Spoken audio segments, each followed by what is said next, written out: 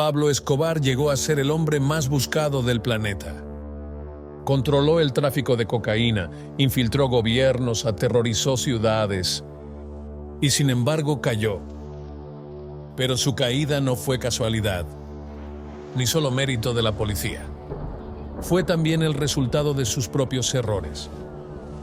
Errores fatales. Hoy te contaré cómo se derrumbó el imperio del cartel de Medellín y cómo las decisiones de Escobar lo llevaron directo a su fin, paso a paso, error por error, hasta su último aliento. Quédate, porque vamos a desmenuzar los errores más graves de Escobar. Y al final entenderás cómo él mismo fue el arquitecto de su caída. El primer gran error fue creer que podía doblegar a todo un país con miedo. Escobar pasó de sobornar a explotar. Bombas en juzgados, secuestros de políticos, asesinatos de periodistas. Pero no midió las consecuencias.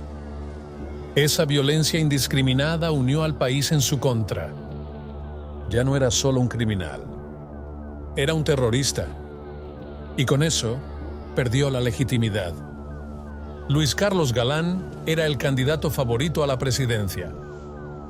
Escobar sabía que si ganaba, sería su fin. Ordenó su asesinato.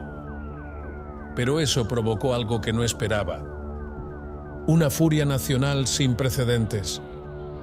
El pueblo, el Congreso y hasta sectores corruptos comenzaron a romper lazos con él. Había cruzado una línea irreversible. Escobar se creyó invencible y subestimó a dos enemigos que lo derrotarían.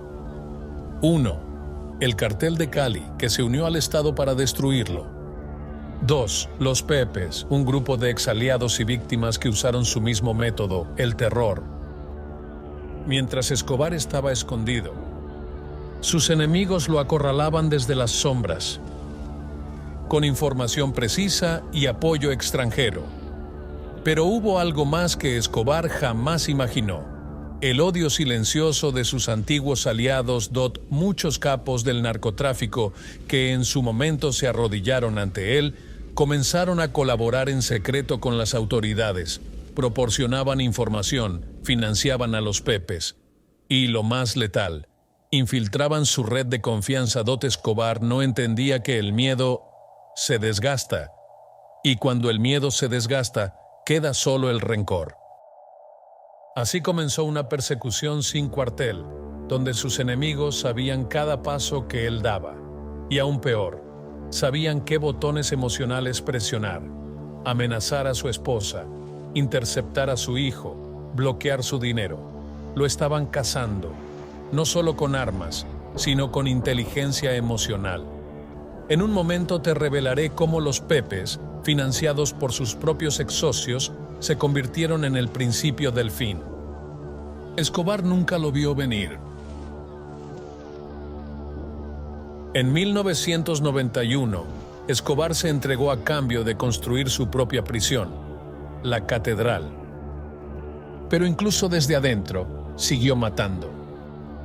Ordenó asesinatos dentro de su cárcel, violó el acuerdo. Y con eso perdió su último salvoconducto. Cuando el gobierno intentó trasladarlo, se fugó. Y desde entonces fue hombre muerto. Después de su fuga, Escobar perdió control de su red. Cambió de casa cada 2 noches. No usaba celulares, solo teléfonos públicos o fijos. Desconfiaba de todos. Y no dormía más de 3 horas seguidas. El patrón del cartel vivía como una sombra. Escobar siempre dijo que su prioridad era su familia. Pero al final su familia fue usada contra él. El gobierno les restringió movimiento. Intervino llamadas. Los Pepes amenazaron a su esposa e hijos. Escobar cometió el error de llamar a su hijo desde una casa sin protección. Esa llamada fue la que lo delató. Sus socios estaban muertos o lo habían traicionado. Su familia acorralada. Y sus sicarios abandonados. Escobar, que antes era un líder rodeado de miles, terminó solo, sin ejército, sin recursos, sin salidas. Y esa soledad fue su sentencia. El error final fue tan simple y tan mortal que cuesta creerlo. En breve te contaré qué hizo Pablo Escobar en su último minuto y por qué fue su último error. Escobar sabía cómo ocultarse en los 80, pero en los 90 el juego había cambiado. El bloque de búsqueda usó tecnología estadounidense para rastrear llamadas. Y con una sola conversación, lo ubicaron. La llamada a su hijo fue interceptada. Y pocas horas después, lo acorralaron en Los Olivos. Escobar siempre tuvo salidas. Siempre tuvo rutas, casas seguras, helicópteros, túneles. Pero al final, no tenía nada. La llamada que hizo fue desesperada. No para pedir ayuda, sino para despedirse. No había plan B. No había escape. Solo el techo y la muerte. El último error de Escobar fue creer su propio mito. Creyó que era invencible. Creyó que lo necesitaban. Creyó que el miedo lo protegería. Pero el país cambió. Y el monstruo que creó se volvió contra él. Escobar fue brillante, poderoso, little, pero también impulsivo, arrogante y temerario. Cada bomba, cada traición, cada muerte fue un paso hacia su propia tumba. La historia del cartel de Medellín no terminó con su caída. Durante sus últimos meses, Escobar escribía pensamientos en pequeños papeles, los escondía bajo los colchones o en sus zapatos. Muchos de esos mensajes fueron encontrados por el bloque de búsqueda. Uno de ellos decía: "Todos me traicionaron, pero yo también los fabriqué". Esa frase lo resume todo.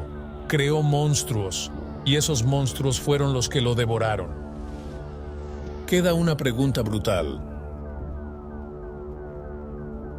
¿Qué pasó con la fortuna de Escobar?